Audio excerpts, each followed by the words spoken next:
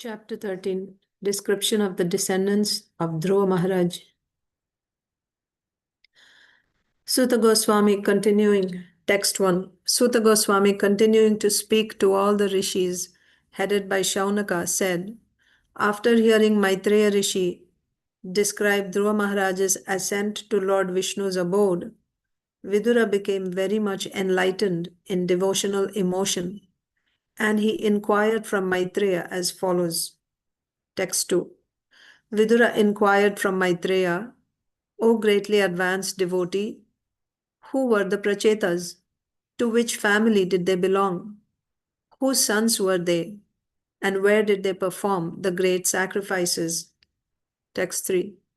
Vidura continued, I know that the great sage Narada is the greatest of all devotees. He has compiled the Pancharatrika procedure of devotional service and has directly met the Supreme Personality of Godhead. Text 4. While all the Prachetas were executing religious rituals and sacrificial ceremonies, and thus worshipping the Supreme Personality of Godhead for his satisfaction, the great sage Narada described the transcendental qualities of Dhruva Maharaj. Text 5. My dear Brahmana, how did Narad Muni glorify the Supreme Personality of Godhead, and what pastimes were described in that meeting? I am very eager to hear of them. Kindly explain fully about that glorification of the Lord. Text 6. The great sage Maitreya replied, My dear Vidura, when Maharaj Dhruva departed for the forest, his son Utkala did not desire to accept the opulent throne of his father, which was meant for the ruler of all the lands of the planet, of this planet. Text 7. From his very birth, Utkala was fully satisfied and unattached to the world. He was equipoised, for he could see everything resting in the Supersoul, and the Supersoul present in everyone's heart. Texts 8 and 9. By expansion of his knowledge of the Supreme Brahman, he had already attained liberation from the bondage of the body. This liberation is known as nirvana. He was situated in transcendental bliss, and he continued always in that blissful existence, which expanded more and more. This was possible for him by continual practice of bhakti yoga, which is compared to fire because it burns away all dirty material things. He was always situated in his constitutional position of self-realization, and he could not see anything else but the Supreme Lord and himself engaged in discharging devotional service. Text 10. Utkala appeared to the less intelligent persons on the road to be foolish, blind, dumb, deaf, and mad, although actually he was not so. He remained like fire covered with ashes, without blazing flames. 11. For this reason, the ministers and all the elderly members of the family thought Utkala to be without intelligence and in fact mad. Thus his younger brother named Vatsara, the son of Brahmi, was elevated to the royal throne and he became king of the world. 12. King Vatsara had a very dear wife whose name was Svarvithi, and she gave birth to 6 sons named Pushparna, Tigmaketu, Isha, Urja, Vasu, and Jaya. 13. Pushparna had 2 wives named Prabha and Dosha. Prabha had 3 sons named Pratar, Madhyandinam,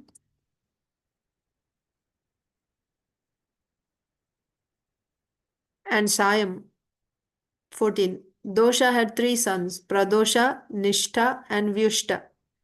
Vyushta's wife was named Pushkarini, and she gave birth to a very powerful son named Sarvateja. 15-16. Sarvateja's wife Akuti gave birth to a son named Chakshusha, who became the 6th Manu at the end of the Manu millennium. Nadvala, the wife of Chakshusha Manu, gave birth to the following faultless sons: Puru, Kutsa, Trita, Dyumna, Satyavan, Rita, Vrata, Agnishtoma, Atiratra, Pradyumna, Shibi, and Ulmuka. 17. Of the 12 sons, Ulmuka begot 6 sons in his wife Pushkarini. They were all very good sons, and their names were Anga, Sumana, Khyati, Kratu, Angira, and Gaya. So our interest is Anga here. 18. The wife of Anga, Sunitha, gave birth to a son named Vena, who was very crooked. The saintly king Anga was very disappointed with Vena's bad character, and he left home and kingdom and went out to the forest. 1920. My dear Vidura, when great sages curse, their words are as invincible as a thunderbolt. Thus, when they cursed King Vena out of anger, he died. After his death, since there was no king, all the rogues and thieves flourished. The kingdom became unregulated, and all the citizens suffered greatly. On seeing this, the great sages took the right hand of Vena as a churning rod, and as a result of their churning, Lord Vishnu, in his partial representation, made his advent as King PRTHU, the original emperor of the world. One thing to be noted here is, in the absence of a king, the kingdom becomes unregulated. Even though Vena was cruel, because he was present as the king, rogues and thieves could not flourish in his kingdom. So a king is required. Without the king, the kingdom becomes unregulated, and rogues and thieves plunder the citizens. There will be chaos in the kingdom.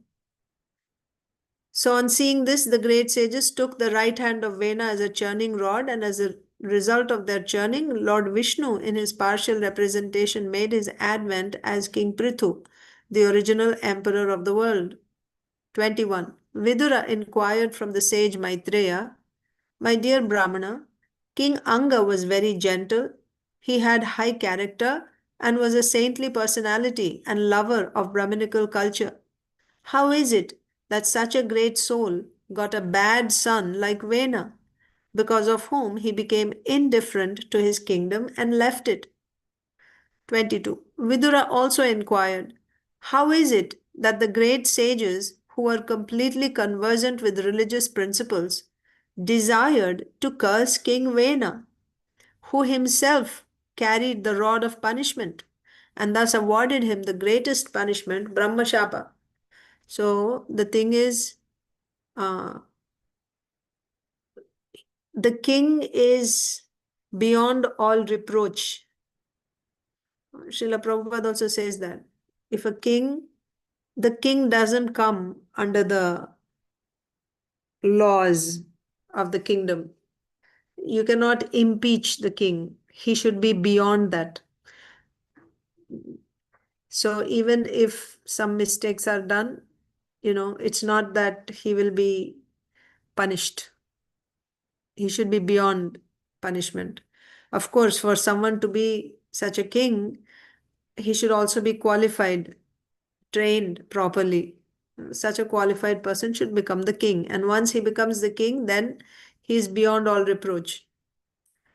So how is it that the king who is carrying the rod of punishment is awarded punishment, the greatest punishment? What is the greatest punishment? Brahmashapa. Because there is no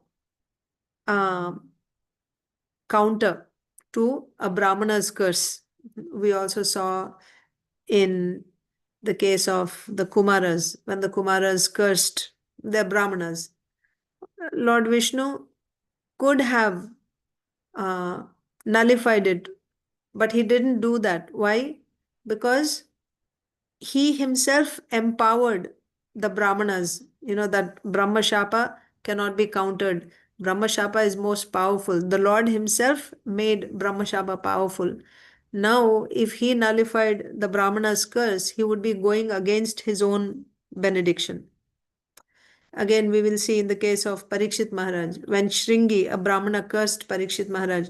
Parikshit Maharaj is a Vaishnava. He was certainly more powerful to counter Shringi's curse, but simply to honor a Brahmana's word, the Brahmana's curse, he accepted it because the Lord ordained it. Brahmashapa is most powerful. So, similarly, here also we see that these Brahmanas cursed King Vena to die. Vidurji's question is, how is it that the great sages who are completely conversant with religious principles desired to curse King Vena? They are cursing the king, but the king is beyond all punishment. How is it that they are cursing the king? They know the Vedas. The Vedas say that the king is beyond all punishment.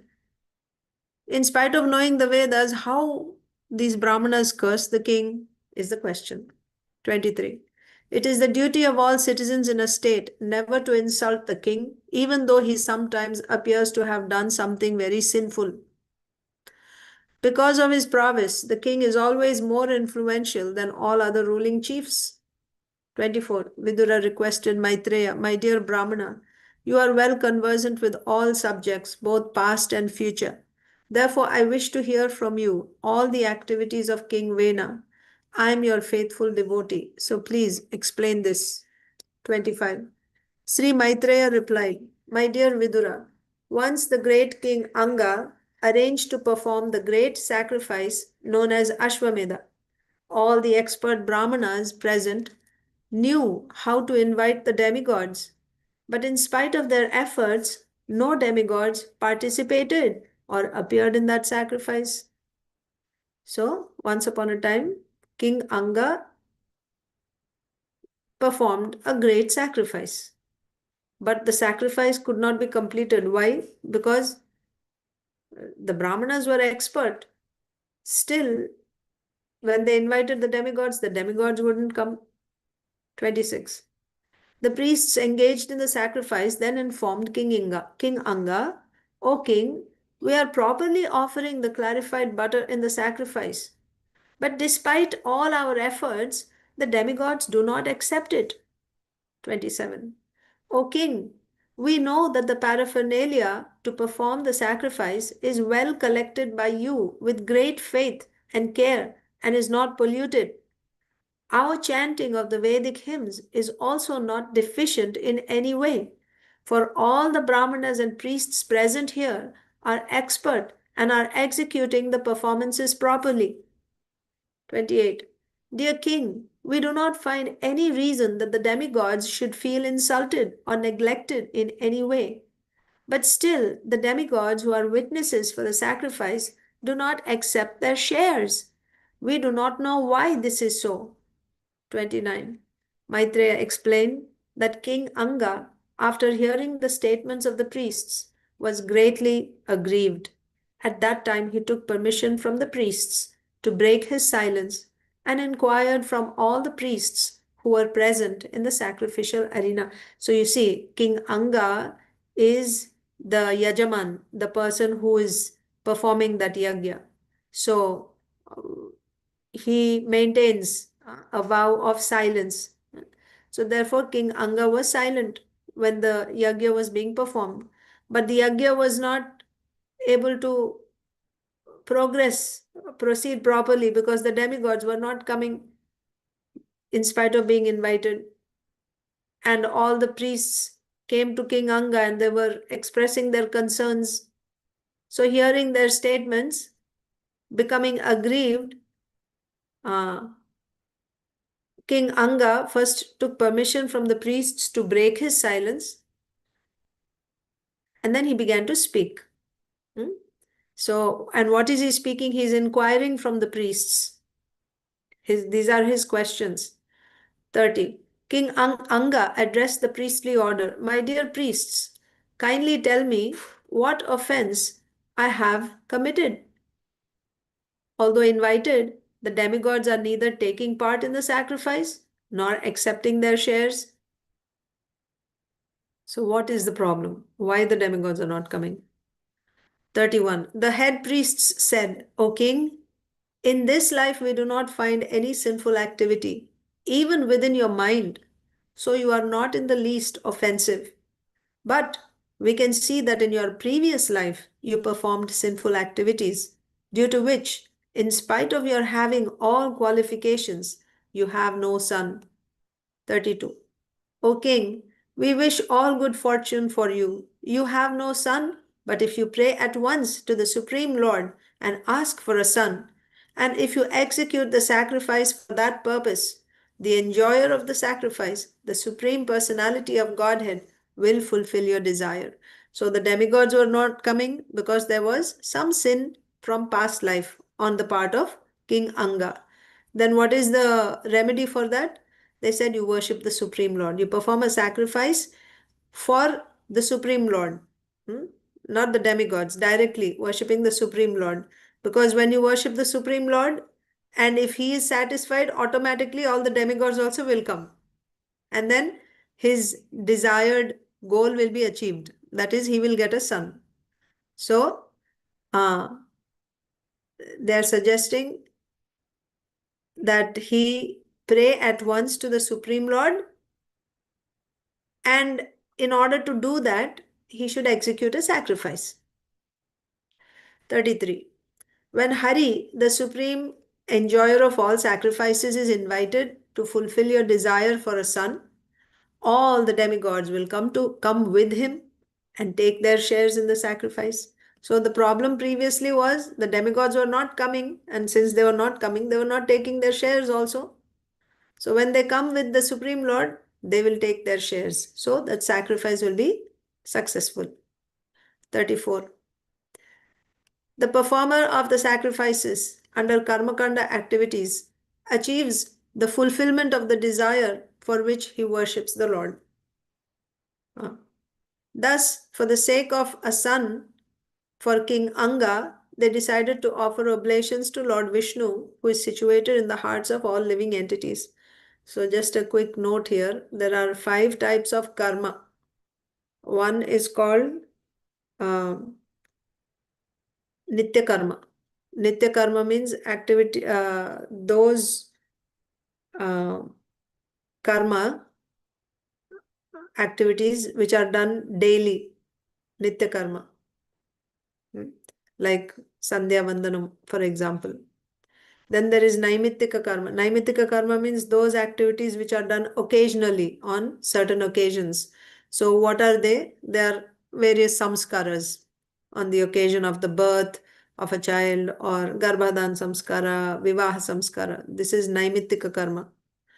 Then the third one is Kamya karma. Kamya karma means you want a particular desire fulfilled. For that you do karma. Karma means here yagyas only, various yagyas. So you do a particular karma in order to fulfill some desire. So in this case, this is Kamya karma being performed by King Anga. What is his desire? He wants a son. For that he is going to do a yagya. So certainly this is karma kanda. He wants a material result, and to attain that material result, he is going to perform yagya. Okay. Then, yeah, so I said 5 types. Fourth one is called, after Kamya karma, Nishiddha karma. Nishiddha karma means activities which are forbidden in the Shastras. Those activities are called Nishiddha karma. You should not do those activities. So that's one type of activity. Like things which are forbidden in Shastra, those activities are called Nishiddha karma. And somehow or other, if one commits those Nishiddha karma, then he has to atone for them. So there's a 5th type of karma called Prayaschitta karma. These are the 5 types. So in this case, King Anga is doing Kamya karma. So thus, for the sake of a son for King Anga, they decided to offer oblations to Lord Vishnu, who is situated in the hearts of all living entities. 36. As soon as the oblation was offered in the fire, a person appeared from the fire altar wearing a golden garland and a white dress. He was carrying a golden pot filled with rice boiled in milk. 37. The king was very liberal, and after taking permission from the priests, he took the preparation in his joined palms, and after smelling it, he offered a portion to his wife. So that means that yajna was successful. A divine personality came out from that yajna and gave the, sweet rice, pious. And King Anga received it and he gave a portion to his wife. 38. Although the queen had no son, after eating that food, which had the power to produce a male child, she became pregnant by her husband, and in due course of time, she gave birth to a son. 39.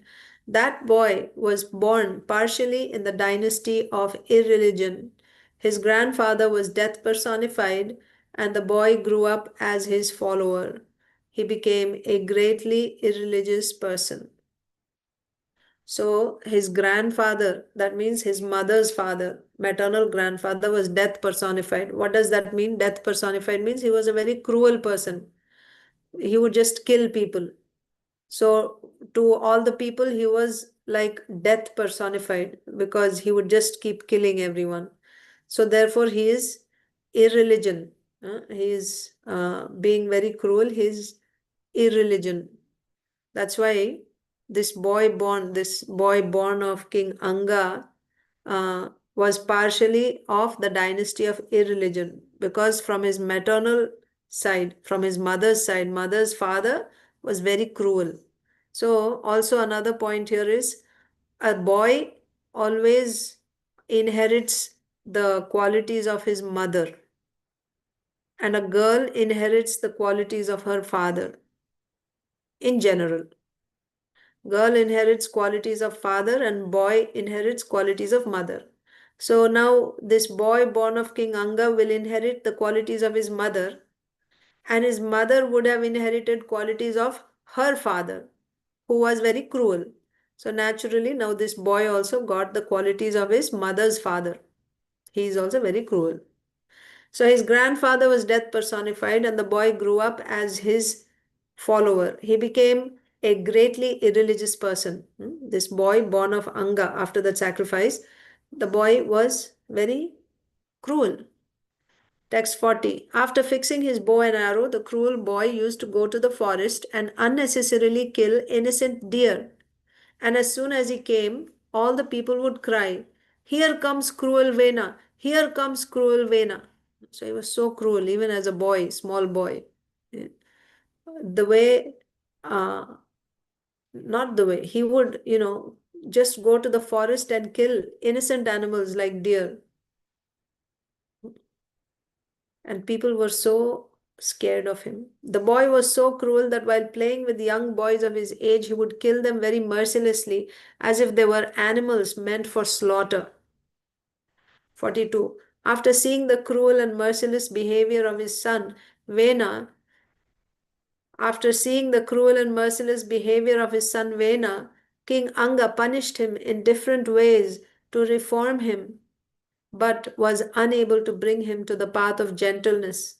He thus became greatly aggrieved. The king thought to himself, "Persons who have no son are certainly fortunate. They must have worshipped the Lord in their previous lives so that they would not have to suffer the unbearable unhappiness caused by a bad son." So, because he got a bad son and he was not able to correct him, he tried, but he was not able to bring his son to the right path. So this gave him unbearable happiness, and he's thinking, those who don't have a son are so fortunate. They don't have to undergo the pain that I am undergoing. 44. A sinful son causes a person's reputation to vanish. His irreligious activities at home cause irreligion and quarrel among everyone, and this creates only endless anxiety. 45. Who, if he is considerate and intelligent, would desire such a worthless son? Such a son is nothing but a bond of illusion for the living entity, and he makes one's home miserable. Now, King Vena, first of all, he's in distress, But from that, now he's becoming more and more philosophical. Having such a son, a worthless son, is nothing but a bondage in this world, bond of illusion for the living entity. And he makes one's home miserable. Such a son will make family life miserable. 46. Then the king thought, a bad son is better than a good son. Why? He said, such a son is nothing but a bond of illusion, and he makes home miserable. So when one sees that the home family life is miserable, what will he do? Right? He'll get disgusted with material life. So King Vena is saying a bad son is better than a good son because a good son creates an attachment for home, whereas a bad son does not. A bad son creates a hellish home from which an intelligent man naturally becomes very easily detached. 47. Thinking like that, King Anga could not sleep at night. He became completely indifferent to household life. Once, therefore, in the dead of night, he got up from bed and left Vena's mother, his wife, who was sleeping deeply. He gave up all attraction for his greatly opulent kingdom, and unseen by anyone, he very silently gave up his home and opulence and proceeded towards the forest. 48. When it was understood that the king had indifferently left home, all the citizens, priests, ministers, and people in general were greatly aggrieved. They began to search for him all over the world, just as a less experienced mystic searches out the super soul within himself. So, King Anga actually left home, right? At first, he was distressed. Then, he was actually grateful that he had such a bad son who's actually helping him become detached from material attachments. What is the strongest material attachment? Attachment to family life. That's a very tight knot. But when you have a bad son, even such a tight knot is loosened.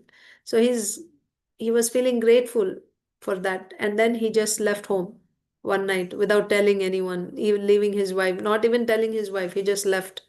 And the next morning, the citizens woke up and they found out that the king is not there, and they went looking for him everywhere, but in vain. They couldn't find him anywhere.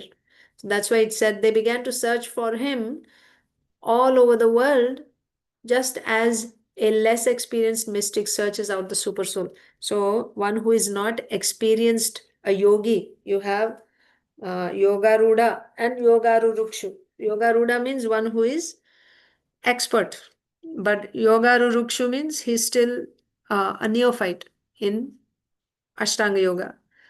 So, when you are mature, then your samadhi, you are in samadhi. You are fixed in your dhyan on the supreme Paramatma, on the Paramatma. But when you're not experienced, that means you have not controlled your mind yet. At that stage, when you, even if you try, you're searching, but you're not able to find him. So that was the case with the citizens. They were searching for the king, but it was of no use. They were not able to find him. 49. When the citizens could not find any trace of the king after searching for him everywhere, they were very disappointed and they returned to the city, where all the great sages of the country assembled because of the king's absence. See, when the king is not there, the Brahmanas, they are like torch bearers. They are the ones who show light. From where they are showing this light, or how are they guiding? From Shastras. The Brahmanas study Shastras. They understand Shastras in and out, and they're selfless. They study all types of Shastras, not that, I will only learn one type of Shastra which will uh, benefit me or which will earn me my livelihood. Not like that. Brahmanas are very liberal. They learn all different types of Shastras. Why? To guide society. So they they ensure, they guide the leaders, the kshatriyas, the kings, they guide them according to Shastra. The Brahmanas are the spiritual masters. So now they saw The kingdom has no king. King Anga has left. So all the great sages assembled in the absence of the king. Now they are concerned for the kingdom, for the citizens. There's no king, so they all got together. With tears in their eyes, the citizens offered respectful obeisances and informed the sages in full detail that they were unable to find the king anywhere. So that was end of chapter 13. Next is chapter 14. We are reading the entire episode of PRTHU Maharaj. So that's 10 chapters. Chapter 14, the story of King Vena. Text 1. The great sage Maitreya continued, O great hero Vidura, the great sages headed by Bhrigu were always thinking of the welfare of the people in general. When they saw that in the absence of King Anga, there was no one to protect the interests of the people, they understood that without a ruler, the people would become independent and non regulated.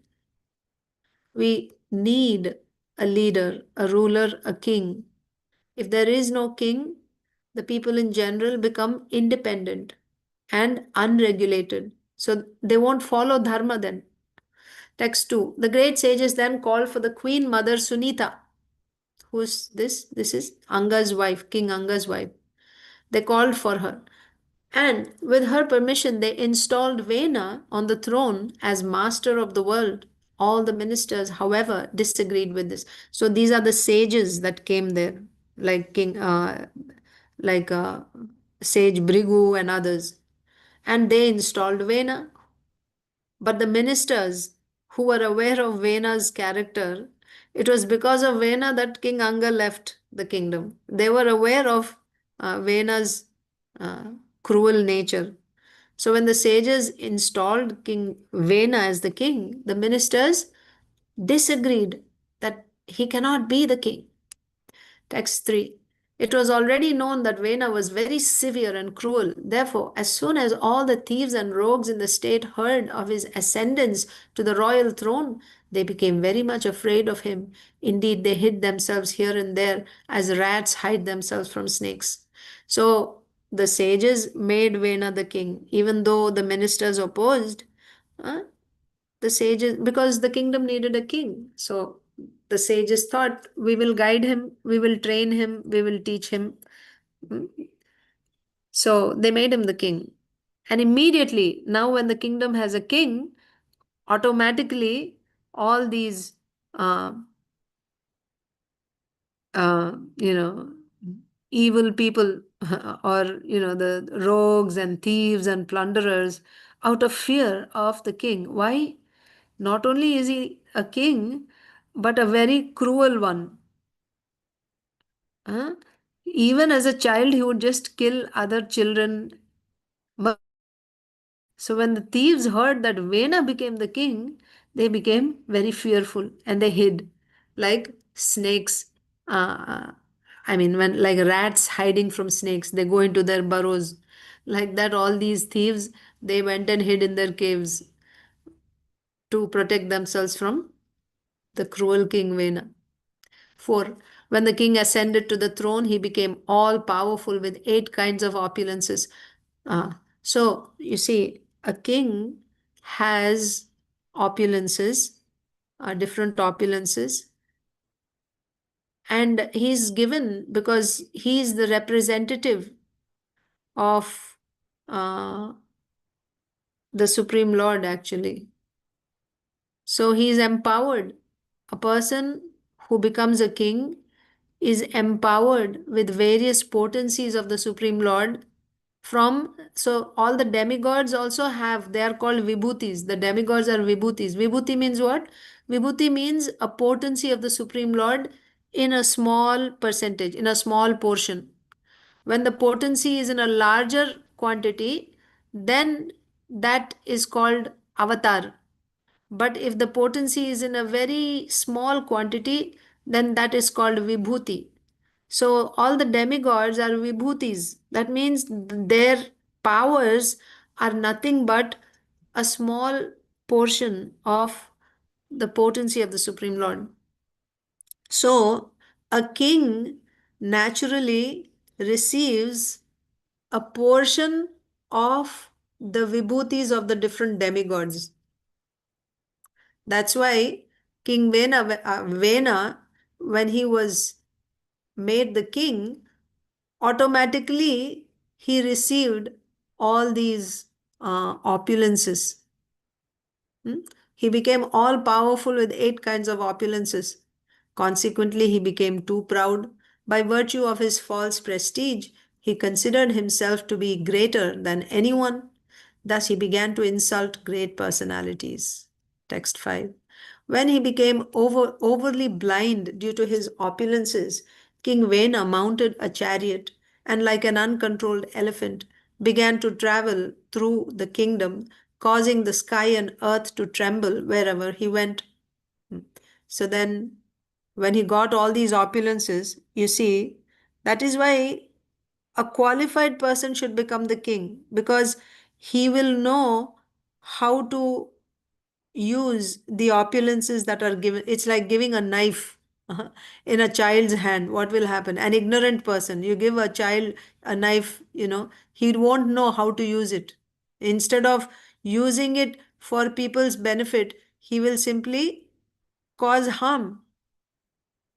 So similarly, a king has to be a qualified, trained kshatriya, and who's also well versed in dharma, in shastras.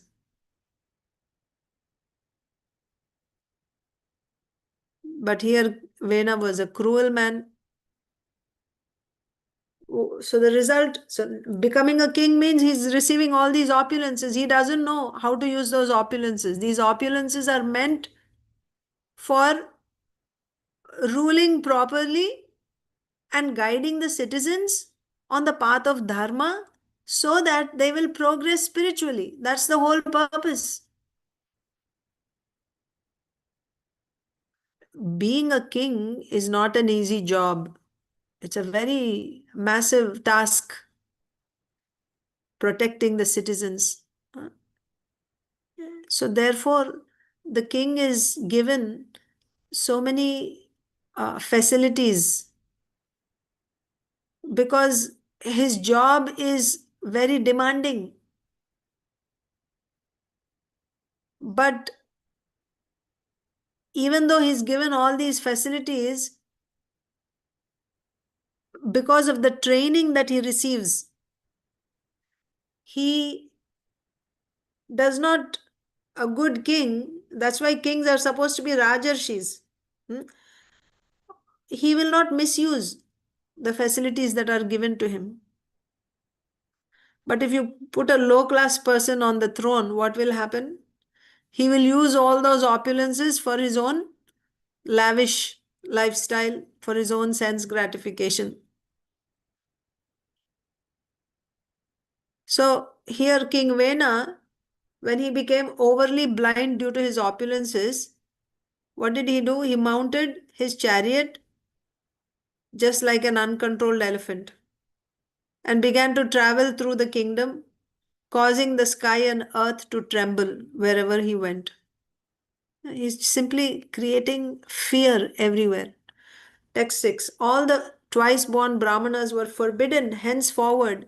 So, and then he's going around and he's making these announcements, going on his chariot, you know, like whenever a king, or even in villages actually, if they want to make an announcement, then the official will go with a drum, beating the drum to different uh, marketplaces where people gather, and then calling for their attention, they make the announcement.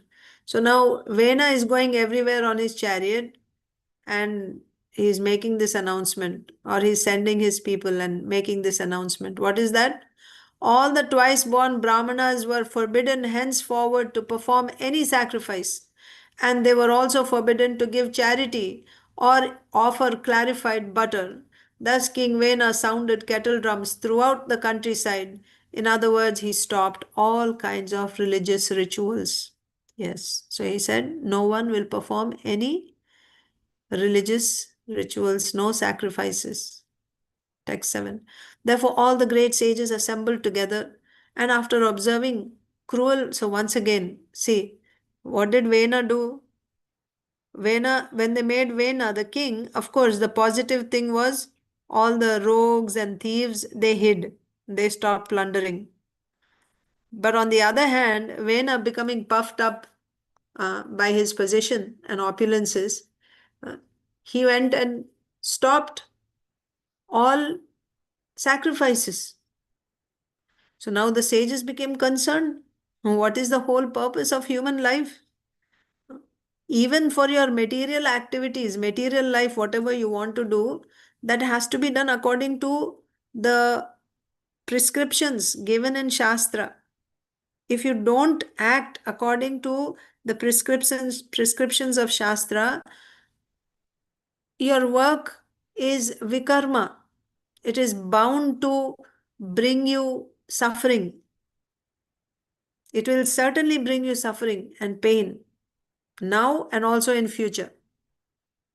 While doing also it is painful, and in future we will go to hell for doing such activities. Any activity which is not prescribed in the Vedas. And here Vena is saying don't do any sacrifices.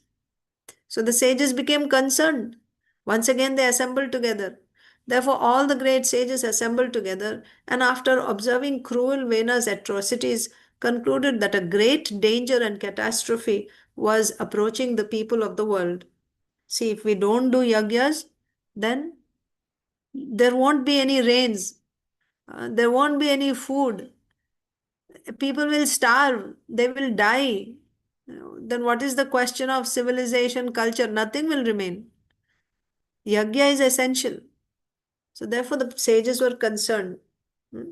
And they concluded that a great danger and catastrophe is approaching the people of the world. Thus, out of compassion, they began to talk amongst themselves, for they themselves were the performers of the sacrifices. Text 8. When the great sages consulted one another, they saw that the people were in a dangerous position from both directions. When a fire blazes on both ends of a log, the ants in the middle are in a very dangerous situation. Similarly, at that time, the people in general were in a dangerous position due to an irresponsible king on one side and thieves and rogues on the other. So, temporarily, the thieves and rogues were held back because of the king. But what is the king doing? The king stopped all their yagyas, so he's destroying them. And if the king is removed, then the thieves and rogues come and plunder them. So where do they go? Their position is like ants on a piece of log which is lit on both ends. There's a fire blazing on both ends. Where will they go? Text 9. Thinking to save the state from irregularity, the sages began to consider that it was due to a political crisis that they made Vena king, although he was not qualified. So that was an emergency. There was nobody. King Vena, King Anga had one son, Vena. Remember, he didn't have any sons. Then he performed that yagya. Finally, he got one son, Vena. King Anga is not there. There's only one heir. So, and it was an emergency. The thieves were plundering the kingdom. Therefore, the sages, uh, in a political crisis, made him the king, even though he was not qualified. But alas, now the people were being disturbed by the king himself. Under such circumstances, how could the people be happy? See, the sages are always concerned. Text 10. The sages began to think within themselves. Because he was born from the womb of Sunitha, King Vena is by nature very mischievous. Why? Sunitha is the daughter of a very cruel person.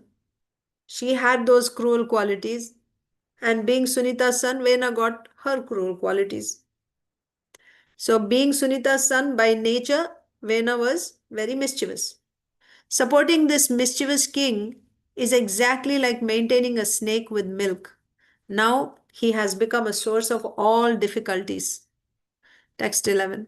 When appointed, this Vena king of the state, this Vena, when appointed sorry, these sages are saying, we appointed this Vena, king of the state, in order to give protection to the citizens.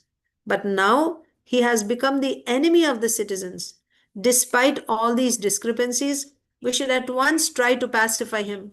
By doing so, we may not be touched by the sinful results caused by him. See, they are the ones that made him the king, and now he's acting so irreligiously, stopping all yagyas. Because they made him the king, they will have to share the consequence, the results of such sinful activity. They will also get the sin. So that's why they have to rectify the situation. Because they made him the king, now they have to rectify it. So that's why what did they decide? In spite of all these discrepancies, we should at once try to pacify him. Yes. By doing so, we may not be touched by the sinful results caused by him. Pacify Vena means give him some good advice, some good intelligence that this is not good. Your activities are, uh, you know, not right. Text 12. The saintly sages continued thinking, of course, we were completely aware of his mischievous nature. Yet, we nevertheless enthroned Vena. If we cannot persuade King Vena to accept our advice, he will be condemned by the public and we will join them. Yes. So they are saying, the sages are saying, thus by our promise we shall burn him to ashes. So first we will try to convince him. We'll give him good counsel. We knew when we made him the king, we knew that he was not qualified. Still, we made him the king. So now it's our duty to correct him. We know, right, that he's not qualified. And because we made him the king, knowing that he's not qualified, now we have to train him, we have to correct him, we have to bring him back to the right path. So we will persuade him to accept our good advice. But if he doesn't listen to us, then we will join with the public.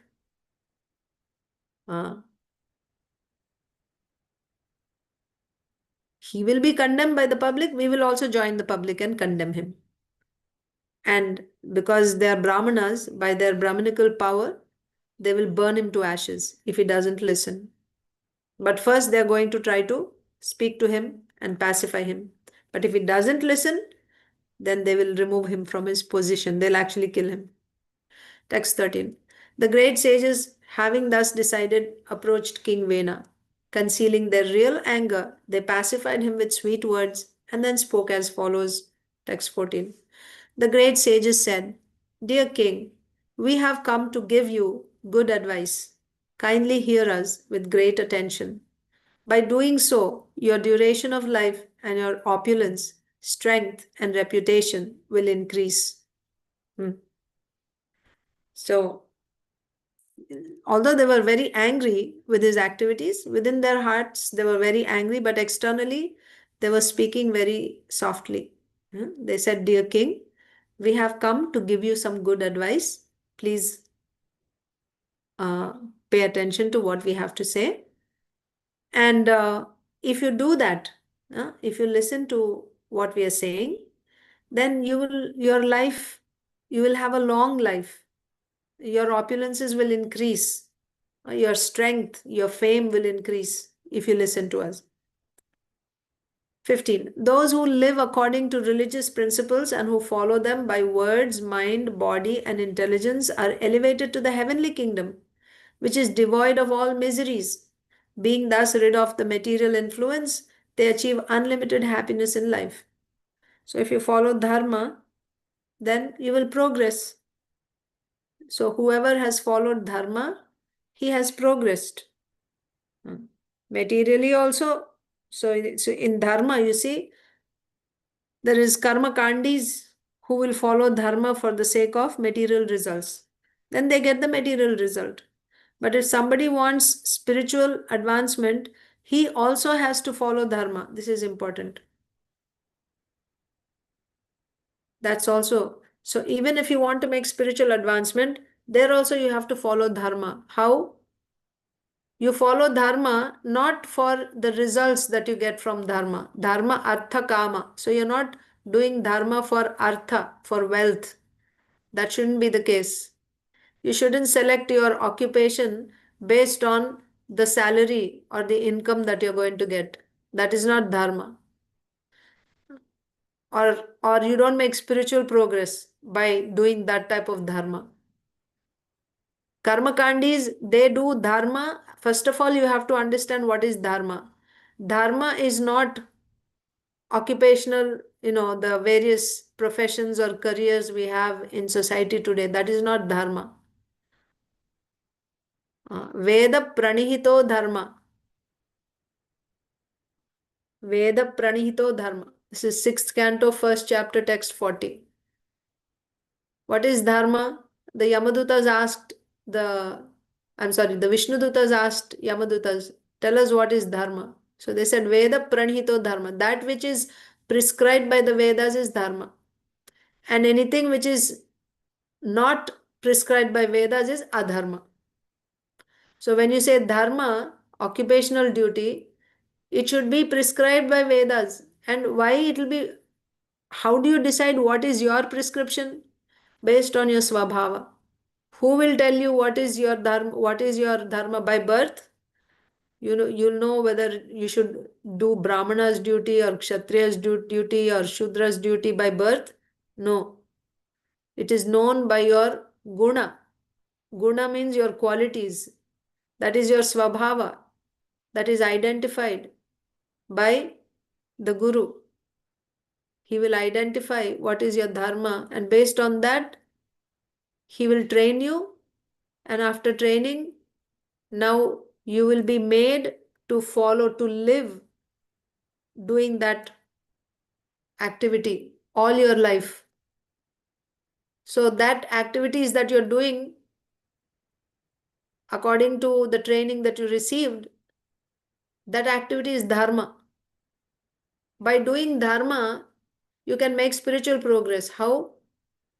If you are performing your activities not for the results, rather you're doing it because it has been ordained by Shastra, has been given to you according to your swabhava. This is my dharma. I have to do it under all circumstances.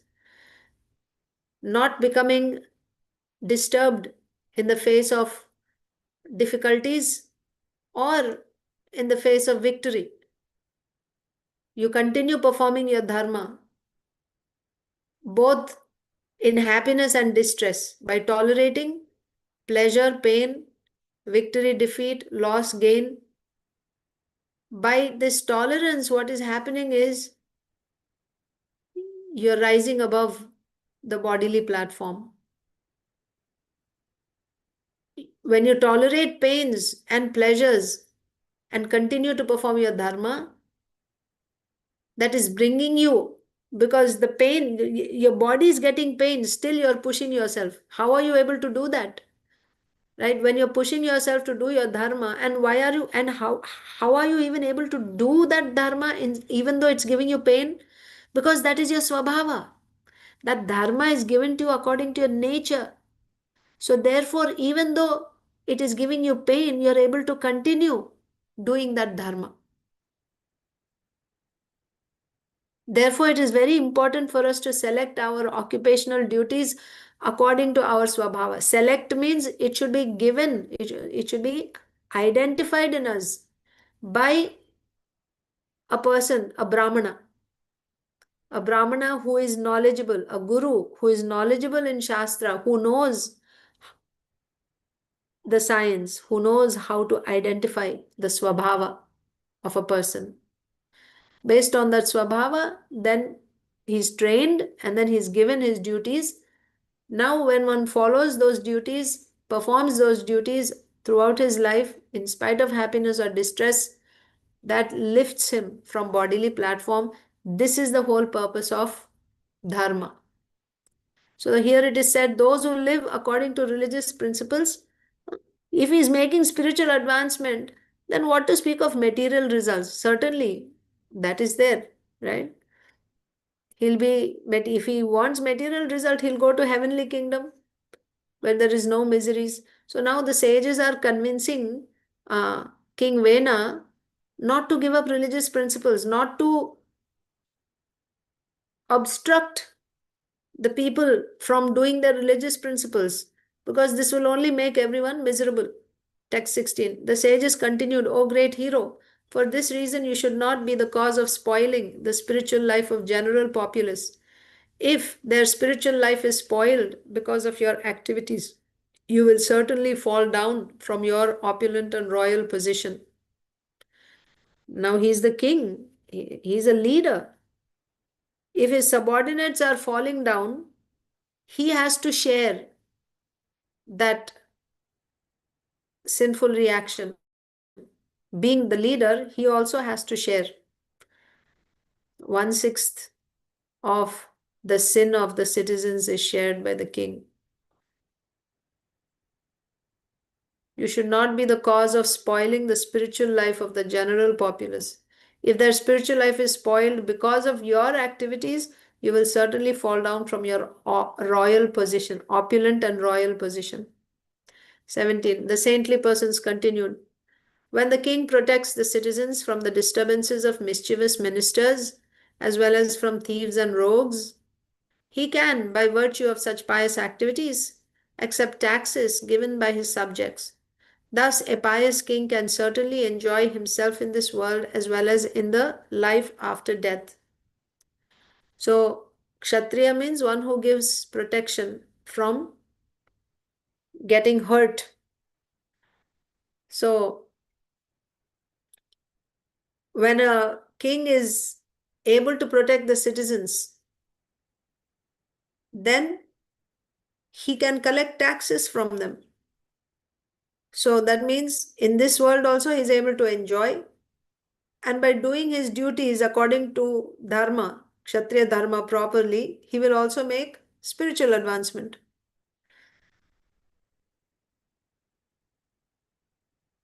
Of course, as I mentioned, dharma, whether you're Brahmana, Kshatriya, Vaishya, Shudra, it does not matter. You do your dharma because it is your duty. It is given to you by your, according to your swabhava. It is given to you by Guru. So you live by your dharma without expecting results. Then you can make spiritual advancement.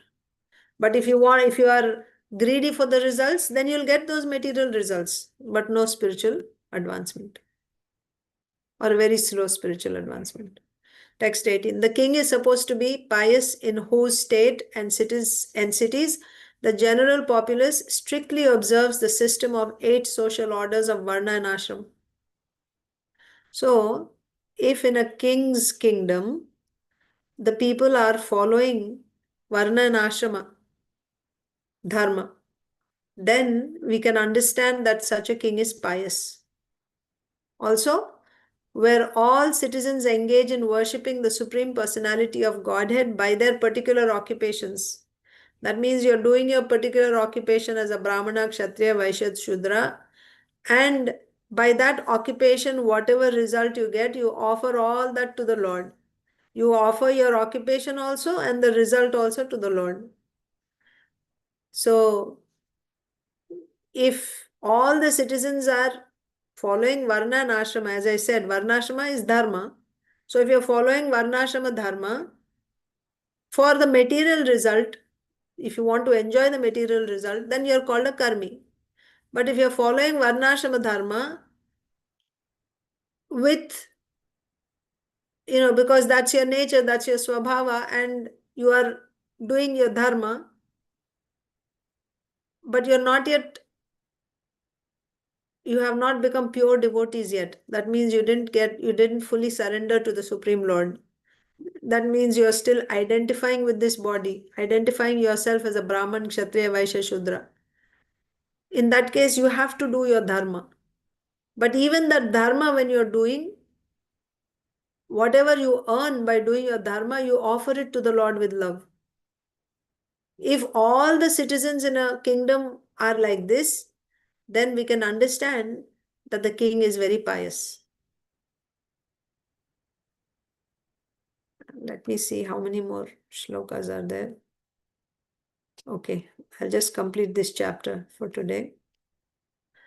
19. O noble one, if the king sees that the Supreme Personality of Godhead, the original cause of the cosmic manifestation and the super soul within everyone, is worshipped, the Lord will be satisfied. If the king sees that the Supreme Lord is worshipped, that means if the king makes sure that everyone is worshipping the Supreme Lord, if the king ensures that all his subjects are worshipping the Supreme Lord, then the Lord is very satisfied with that king and naturally with all his subjects. 20. The Supreme Personality of Godhead is worshipped by the great demigods who are controllers of universal affairs. When he is satisfied, nothing is impossible to achieve. For this reason, all the demigods, presiding deities of different planets, as well as the inhabitants of their planets, take great pleasure in offering all kinds of paraphernalia for his worship. The Supreme Personality of Godhead is worshipped by the great demigods who are controllers of universal affairs.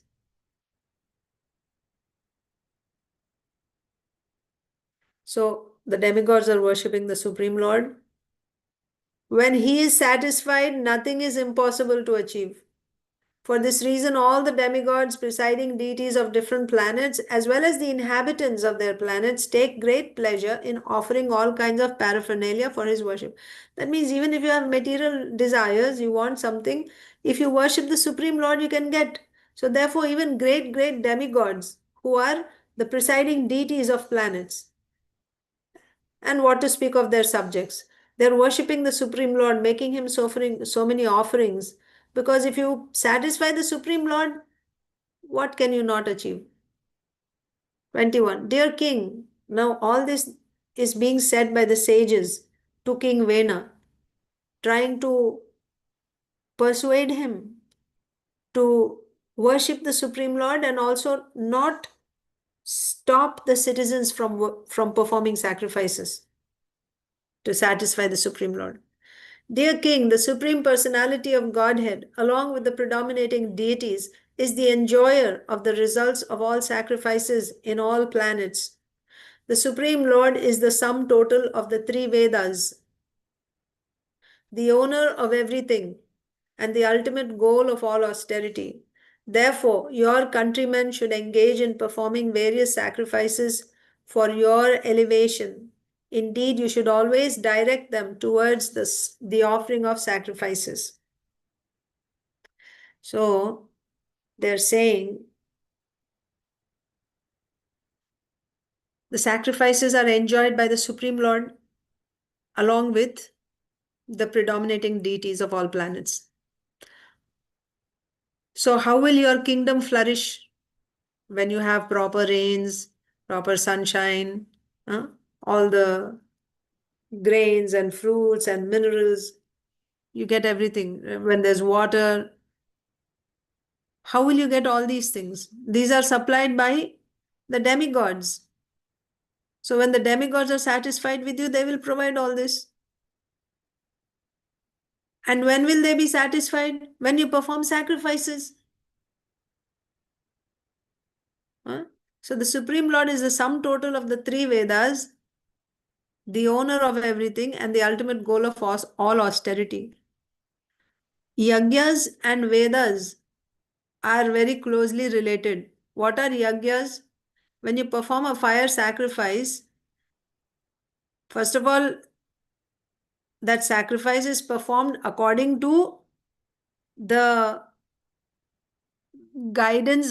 according to the guidelines given in the Vedas, according to the prescriptions given in the Vedas, the sacrifice is performed. The procedure is also given in the Vedas. Besides that, in yagyas, you're chanting the mantras that are given in the Vedas. In every yagya, there are 4 priests: Hota, Udgata, Brahma, Advaryu. These are the 4 priests. sitting on four sides of a Agnihotra Yagya.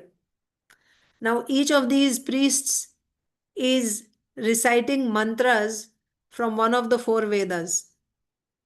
One priest is reciting mantras from Samaveda, another priest from Yajurveda, another one from Rigveda, another one from Atharvaveda, like that. So here it is said that the Supreme Lord is the sum total of the three Vedas, the owner of everything, and the ultimate goal of all austerity. So if you stop them from performing yagyas, are you satisfying the Supreme Lord? You see the connection between yagyas and Vedas? And what are the Vedas? The Lord, the Vedas are the Lord's potency. He is the sum total of all Vedas.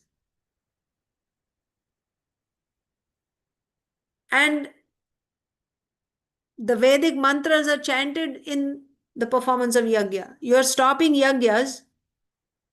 That means you're outright rejecting the Lord.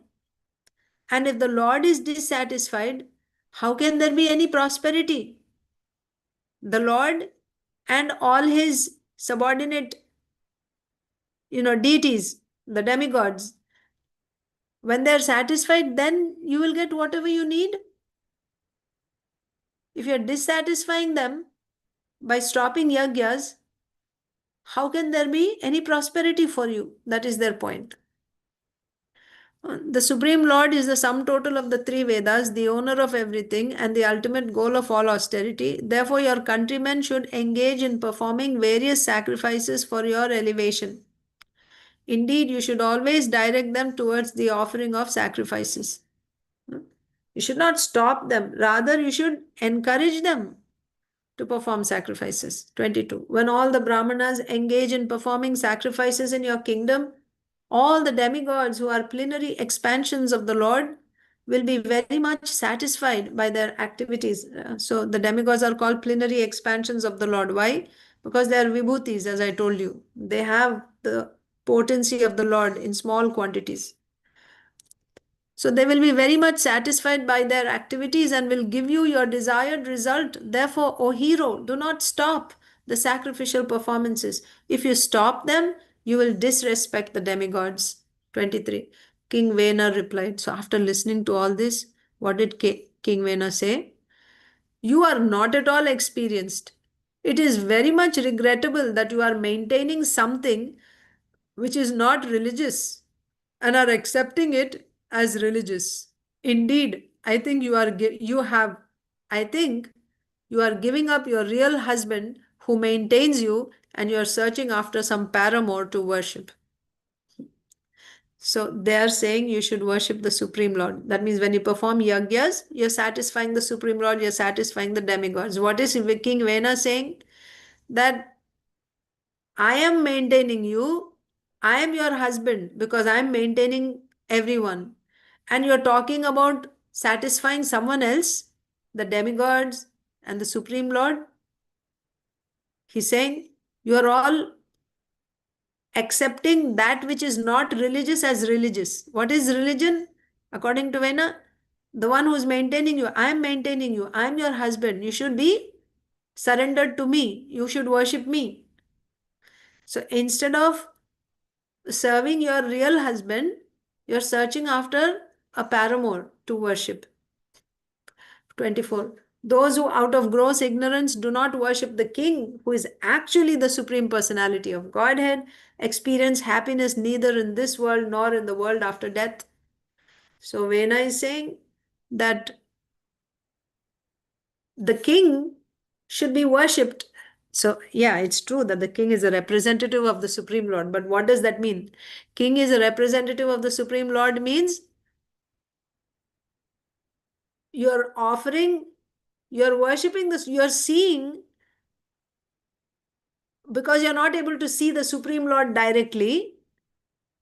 So then you see the Supreme Lord's representative. So that means whatever offerings you're giving to the king, it is understood that you're offering it to the Supreme Lord. Because you are not able to directly approach the Supreme Lord, you are acting under the order of his representative, the king. With that understanding, you're serving the Supreme Lord. But what is Vena saying here? He's saying that he is the whole and soul. The king is the Supreme Lord himself. There's no other Supreme Lord. So he's not right in what he's saying. He's just being completely arrogant.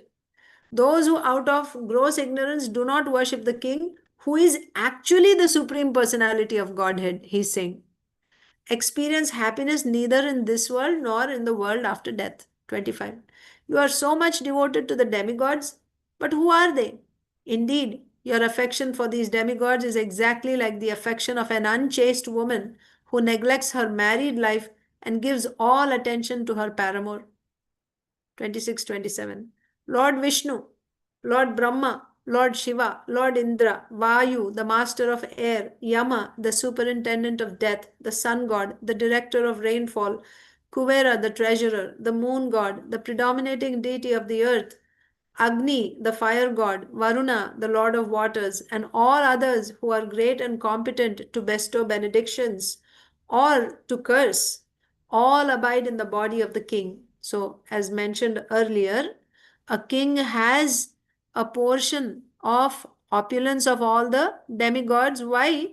Because he is the ruler. So, for ruling, whatever he needs, he will need the potency of all these demigods. So, a king is given a small portion of the potency of each of the demigods. So, here he is saying that there is no other separate demigod. The king himself is all these demigods. That is his illusion. So all abide in the body of the king. For this reason, the king is known as the reservoir of all demigods who are simply parts and parcels of the king's body. What is he saying? That these demigods are parts and parcels of the king's body. 28. King Vena continued, for this reason, O Brahmanas, you should abandon your envy of me. So he's saying you are envious of me. That's why you want to worship demigods and Supreme Lord. So you should give up, you should abandon your envy of me.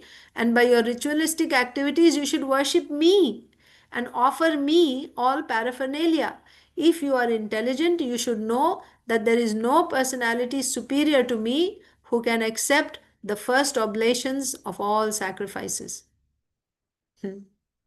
So basically, he's saying he is the whole and soul supreme for everyone, for all his subjects, for the whole, everyone in his kingdom. There's no need to worship any demigods or the Supreme Lord. He is the Supreme Lord, and all the demigods are parts and parcels of his body. They're saying directly, you should know there is no personality superior to me who can accept the first oblations of all sacrifices.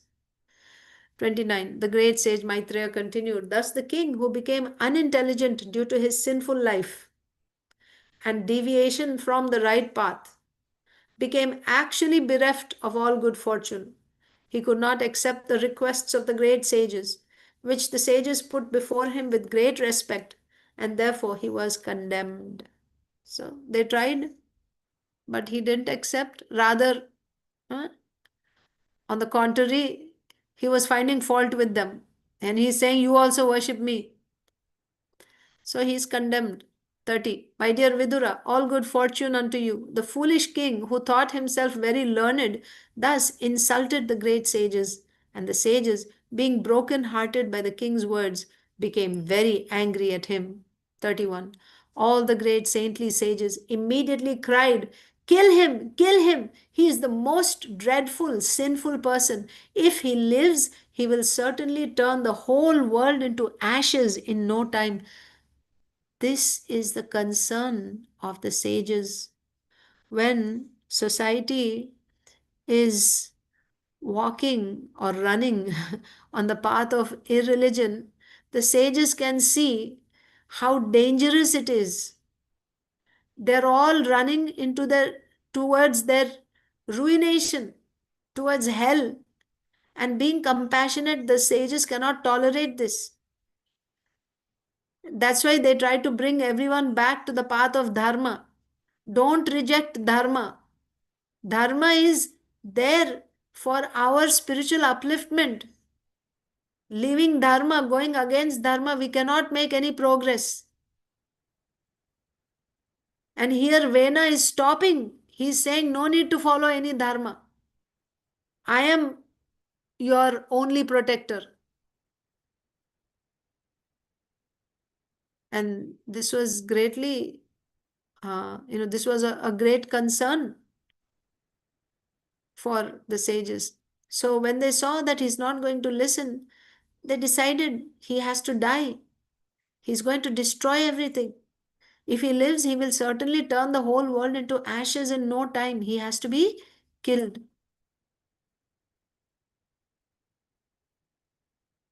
32. The saintly sages continued, this impious, impudent man does not deserve to sit on the throne at all. He is so shameless that he even dared insult the Supreme Personality of Godhead, Lord Vishnu. 33. But for King Vena, who is simply inauspicious, who would blaspheme the Supreme Personality of Godhead, by whose mercy one is awarded all kinds of fortune and opulence. 34. The great sages, thus manifesting their covert anger, immediately decided to kill the king. King Vena was already as good as dead due to his blasphemy against the Supreme Personality of Godhead. Thus, without using any weapons, the sages killed King Vena simply by high sounding words. So, simply by, like that, just making a sound, they killed him. 35. After all, the sages returned to their respective hermitages. The mother of King Vena, Sunita, became very much aggrieved because of her son's death. So Vena is killed. His mother is aggrieved. She decided to preserve the dead body of her son by the application of certain ingredients and by chanting mantras, mantra yogena. 36. Once upon a time, the same saintly persons, after taking their bath in the river Saraswati, began to perform their daily duties by offering oblations into the sacrificial fires. After this, sitting on the bank of the river, they began to talk about the transcendental person and his pastimes. 37. In those days, there were various disturbances in the country that were creating a panic in society. Therefore, all the sages began to talk amongst themselves. Since the king is dead and there is no protector in the world, misfortune may befall the people in general on account of rogues and thieves. 38. When the great sages were carrying on their discussion in this way, they saw a dust storm arising from all directions.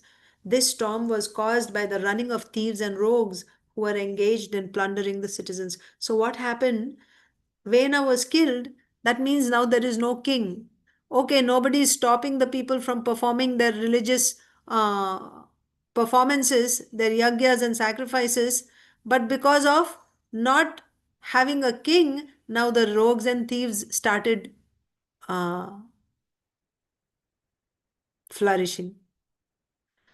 3940. Upon seeing the dust storm, the saintly persons could understand that there were a great deal of irregularities due to the death of King Vena. Without government, the state was devoid of law and order, and consequently, there was a great uprising of murderous thieves and rogues who were plundering the riches of the people in general. Although the great sages could subdue the disturbance by their powers, just as they could kill the king, they considered it improper on their part to do so. Thus, they did not attempt to stop the disturbance. So, this is the duty of a Kshatriya, protecting from danger, fighting. This is the duty of Kshatriya. This is not the duty of a Brahmana. When they killed King Vena, that was an emergency. King Vena was stopping all sacrifices. And because he was the king, nobody else could oppose him. So they had to intervene there. But that doesn't mean now that Brahmanas will themselves sit on the throne and they will start ruling. No, Brahmanas shouldn't do that. So they didn't do it. But they're seeing what is happening in the absence of the king. 41. The great sages began to think that although a Brahmana is peaceful and impartial because he is equal to everyone, it is still not his duty to neglect poor humans. By such neglect, a Brahmana's spiritual power diminishes, just as water kept in a cracked pot leaks out. Another important message here. A Brahmana cannot say that I have nothing to do with this world. let them do whatever they're doing. It is their karma. I will peacefully do my, my duties and my study of Shastra. I will be doing that. No. If he does that, what will happen? His spiritual power will diminish gradually because of this neglect. He should have compassion and concern for the people, because Brahmanas are the spiritual leaders. They must have compassion, they must guide people, they cannot just neglect them. 42. The sages decided that the descendants of the family of the saintly king Anga should not be stopped. Okay, Vena was bad, but Vena is coming from King Anga. He still has the he's in that lineage of King Anga. King Anga is a saintly person. Vena is born from the semen of King Anga, so he must have those qualities in his body. So the sages decided that the descendants of the family of the saintly king Anga should not be stopped, for in this family the semen was very powerful and the children were prone to become devotees of the Lord. 43. After making a decision, the saintly persons and sages churned the thighs of the dead body of King Vena. Why? Because King Vena is born from Anga. Anga is a saintly person, so Anga's qualities, saintly qualities, that means the semen of Anga had so much power that the children born, the descendants coming from that semen, are prone to become great devotees. So we shouldn't just stop it with Anga. Within Anga's body also, because that is also born from the semen of uh, King Anga. So Vena's body also has that potency to produce offspring, which is uh, uh, which is prone to become a devotee. So, what did they do? They churned the thighs of the dead body of King Vena with great force and according to a specific method. Again, all this will be given in Shastra, the method.